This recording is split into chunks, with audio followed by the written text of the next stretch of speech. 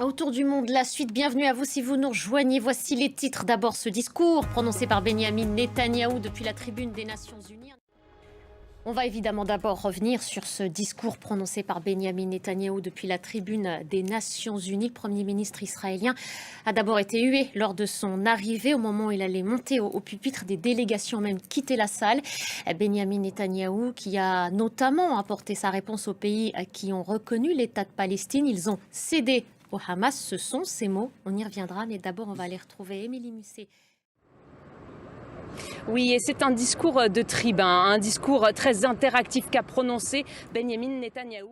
Merci à vous, Émilie. Émilie Musset en direct de New York. Et on va tout de suite rediffuser un extrait du discours de Benyamin Netanyahou. Et c'est ensuite à vous que je redonnerai la parole, Gauthier.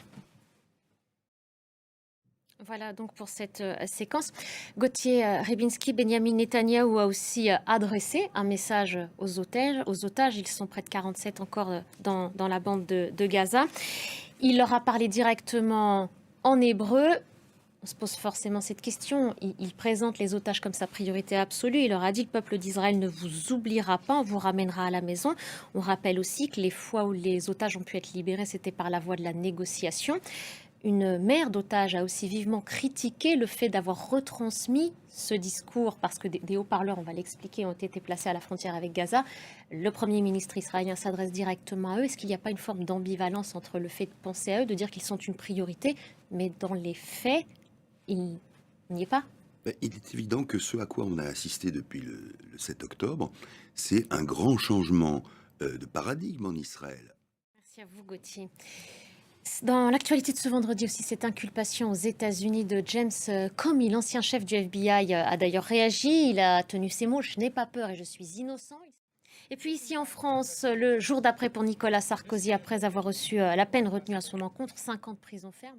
Des attaques ont également été formulées à l'encontre de l'institution judiciaire, ce qui a amené le syndicat de la magistrature à réagir dans ce communiqué. Une réponse donc avec ce titre, la justice est sans haine et sans passe-droit. On reste en France pour ce procès aux assises, un procès qui s'est ouvert le 15 septembre dernier. 3 femmes sont jugées pour être parties en Syrie et avoir rejoint le groupe État islamique. Sur le banc des accusés, Jennifer Klein, sa belle-sœur par alliance, Mayalène Duhart, et leur belle-mère, Christine Alain. Bonjour à vous, Marie Schuster. Vous suivez ce procès pour France 24.